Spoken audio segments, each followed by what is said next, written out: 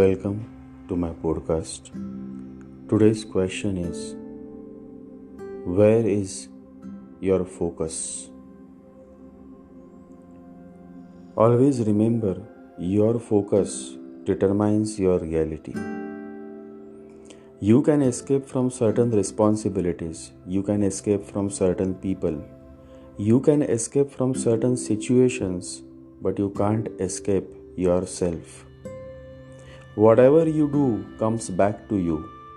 You simply cannot escape from your karma.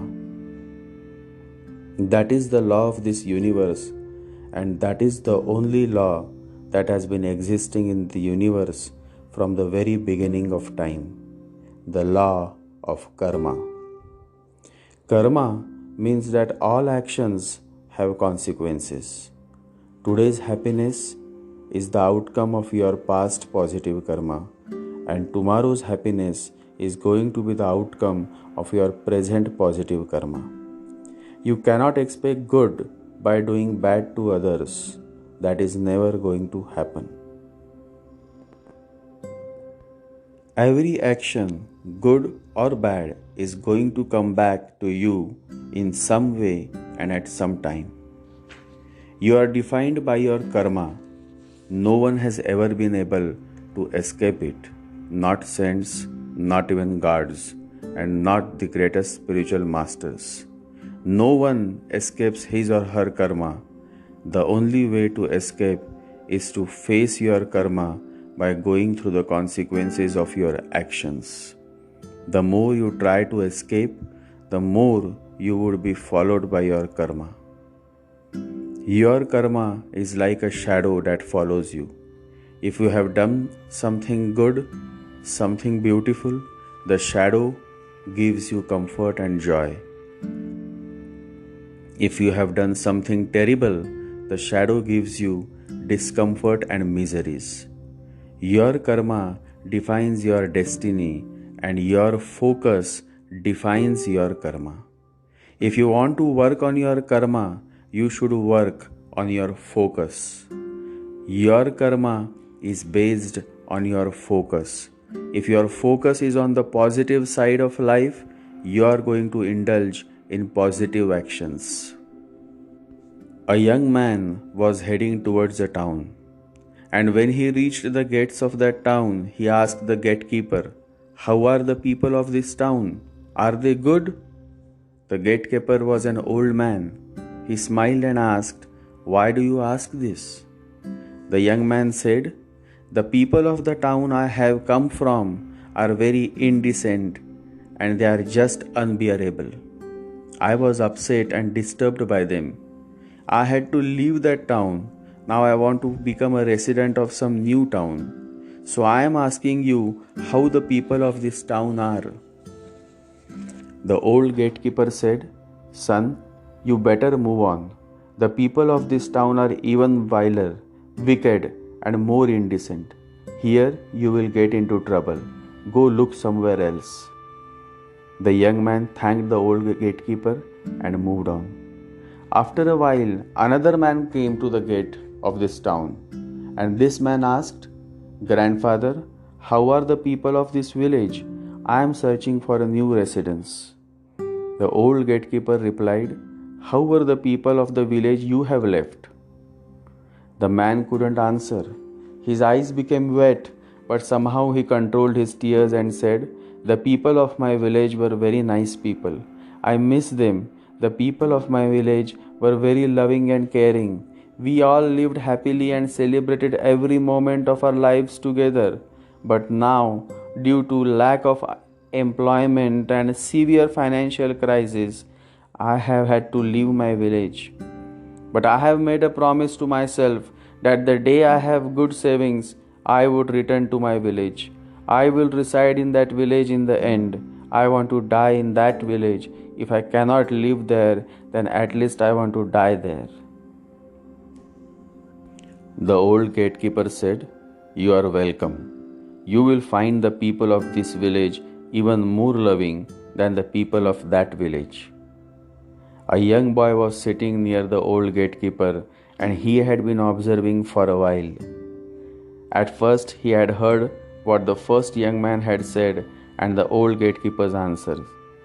Then he had listened to what this second man had said and the old gatekeeper's reply. The young boy said, "You have really surprised me. You said to the first man that this village is very vile and wicked, just move on. And to the other man you said this village has very loving people. You have no need to go any further. You are welcome. I didn't get it." The old gatekeeper smiled and said, "Son, people are just the way you yourself are. To appreciate, one needs to have the seed of goodness within his heart. Else, no matter wherever he or she may go, they will never be happy, because happiness is an inside job. Nobody in this world is perfect. Everyone has good and bad qualities. But it is finally up to you what you see in others. If you see good qualities in others, you will experience harmony. If you always see the bad qualities in others, you will experience misery. And then it doesn't matter where you go, misery will always follow you." When I heard the complaining tone of that first man, I told him to move on. And when I heard the appreciating tone of the second man, I was certain that this man was going to experience happiness wherever he went. So then, why not welcome him to our village? And so I welcomed the second man. Such men always add value and happiness to those with whom they connect. I am sure he is going to make this village a much better place. What a beautiful story and what an insightful message. Every individual in this world is imperfect. Perfection is a myth. You will never be happy if you look for perfection. You will never find peace if you are always condemning. But you will be happy if you start appreciating and recognizing the good qualities of any individual that you come across. Condemning others as bad or sinful is a way to feel righteous. Such a feeling is a powerful mood alteration and can become highly addictive. Instead of constantly criticizing the bad, how beautiful it would be if you start appreciating the good in others. How helpful it can be and how much happiness and peace it can bring to your life. By counting the sins of others, you cannot become a saint. But being compassionate to others can certainly help you to become more human. Compassion will cure more sins than condemnation. Love can bring more happiness and more peace than hate. Judging others will not add any value, but by helping others, you can bring a smile on someone's face. Do not judge others, and you will not be judged. Do not condemn others, or it will become a great misery for you. It will come back against you. Forgive others, and you will be forgiven. The world is filled with more critics than otherwise. There is nothing special about it. But the special ones are those who appreciate by focusing, nurturing, and encouraging the positive qualities of others. Effective leadership is not possible if there is no compassion. The foundation of real leadership is in the quality of having a positive perspective. And positive perspective is based on how conscious you are about yourself and your actions. We always have a choice. We can complain because rose bushes have thorns, or rejoice because thorn bushes have roses. How you perceive a situation is based on where your focus is. When your heart is beating with compassion and love, no matter how difficult the road is, no matter how bad the surrounding is, you are always going to find a middle ground that helps you to remain happy. It is not happy people who are thankful, it is thankful people who are happy. The first man in the story was thankless, while the second man was thankful. It is obvious that he too must have had some bad experiences with certain people, but since his focus was always on the positive side, he remained happy. There are always certain people around you who may plot to harm you, but there are also people around you who find joy in helping you, encouraging you, and nurturing you.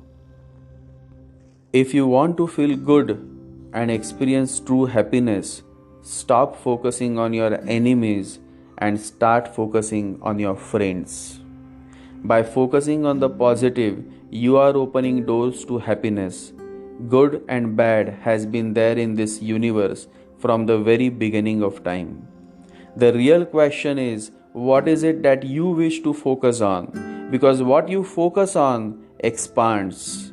If you focus on the goodness in your life, you create more of it. Relationships, opportunities, and even prosperity flow in your life when you learn to be grateful. If you focus on the hurt, you will continue to suffer. If you focus on the lesson, you will continue to grow. What you focus on grows. What you think about expands, and what you dwell upon determines your destiny. Your karma is based on what you focus on, and your destiny is defined by your karma. The story of your life is based on what you focus on. The question, where is your focus, helps you to realize your dreams and goals. When the focus is on the positive things are bound to happen in your life. As long as you are being positive, you are being productive. When life gets blurry, adjust your focus. Focus on the positive. When you focus on being a blessing, God makes sure that you are always blessed in abundance. A life lived with a grateful heart is a blessed life. Live a blessed life. If you truly desire a positive change in your life, then focus on what actions you will take to change things for the better. Don't dwell on what isn't going well. Life is as beautiful as you perceive it. Change the way you look at things when you aren't happy. Meditate.